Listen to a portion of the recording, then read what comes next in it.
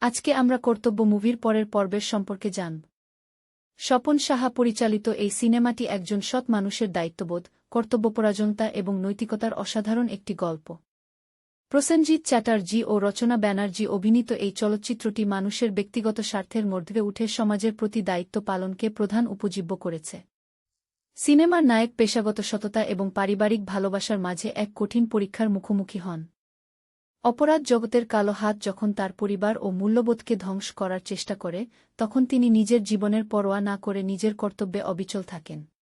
তীব্র সামাজিক সংঘাত, চোখ জুড়ানো অ্যাকশন এবং পারিবারিক মেলোড্রামার মাধ্যমে সিনেমাটি প্রমাণ করে যে অন্যায় সাময়িকভাবে শক্তিশালী হলেও সত্য ও কর্তব্যের জয় চিরন্তন।